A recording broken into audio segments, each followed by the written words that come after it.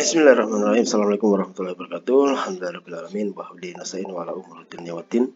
Salatu wassalamu ala asrafil anbiya wal mursalin wa ala alihi wa sahbihi ajmain. Amma ba'du. Oke, teman-teman, ketemu lagi di channel saya Crypto Hunter ya.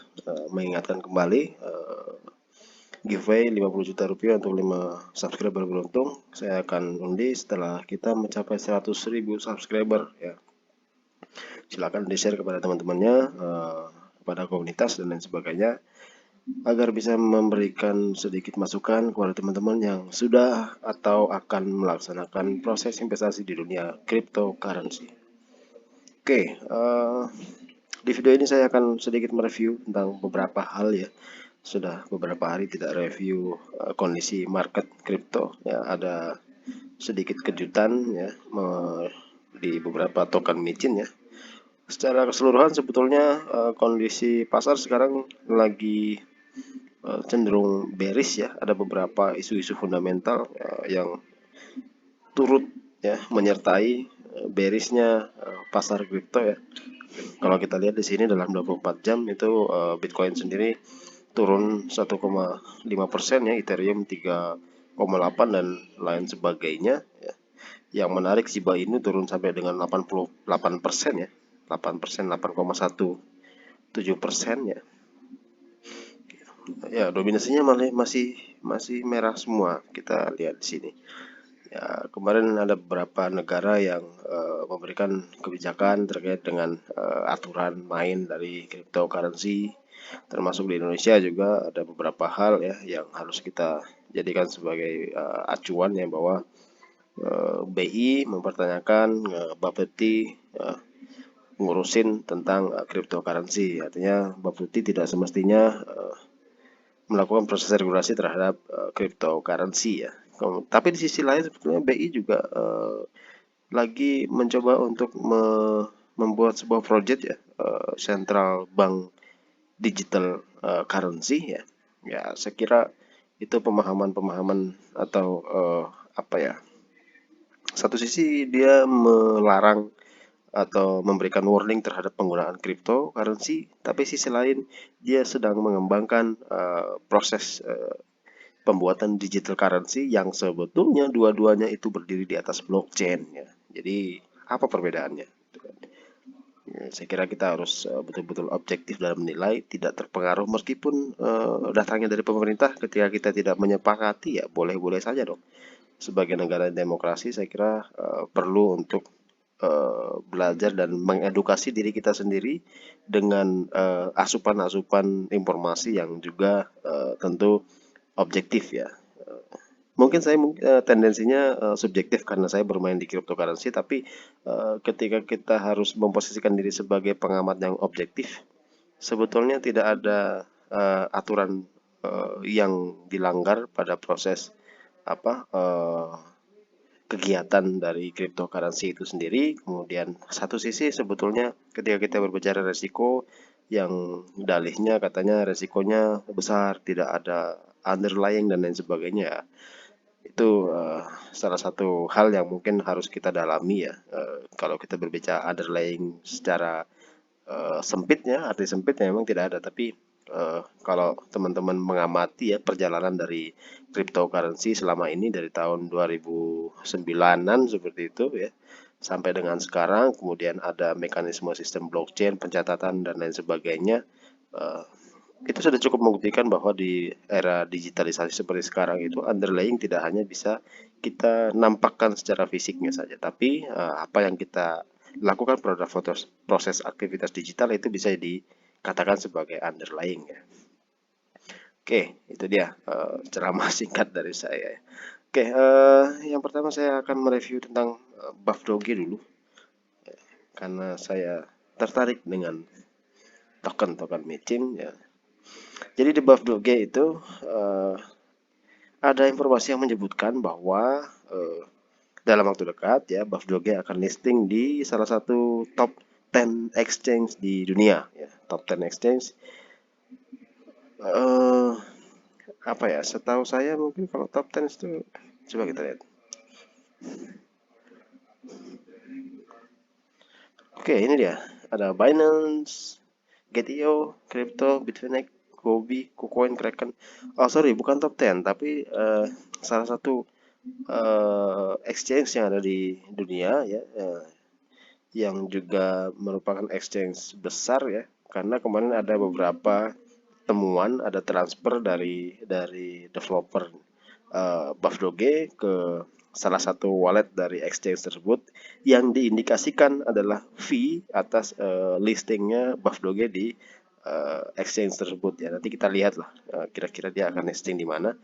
Cuman seingat saya kemarin Bitmart atau apa gitu yang diisukan akan melisting Buff Doge, karena di sini kan disampaikan bahwa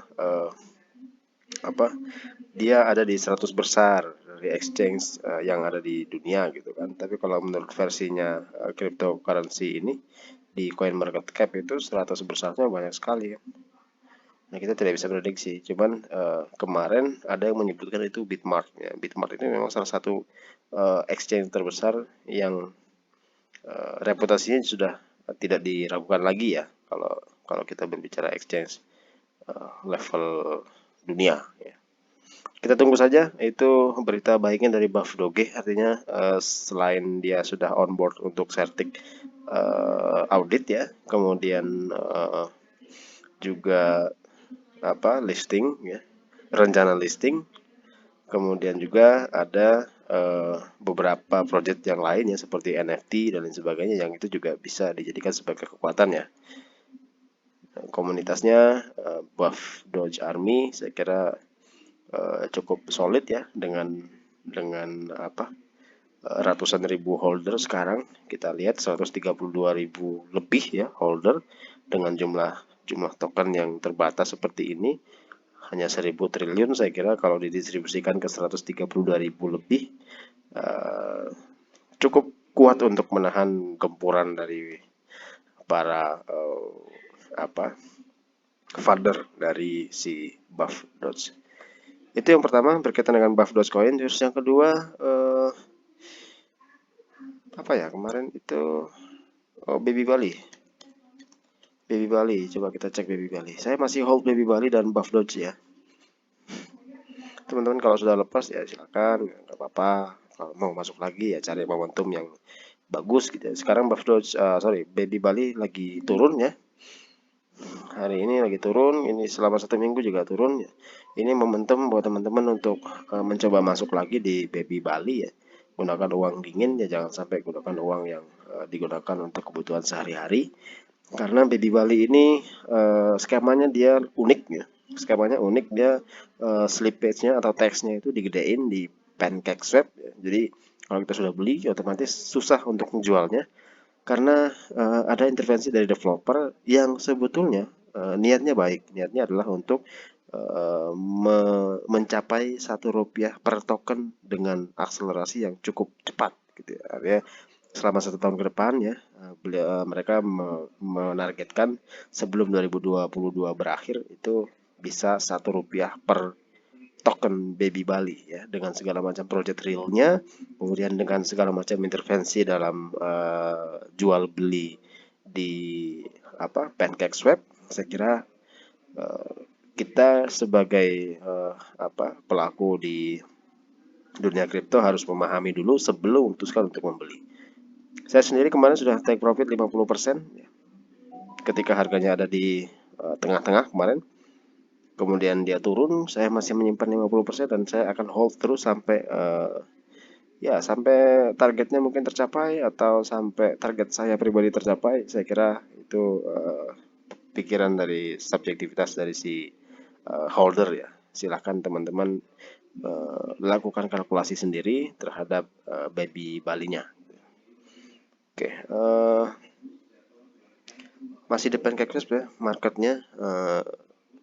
Mereka juga sedang menyediakan sedang lakukan proses testing terhadap exchange-nya ya.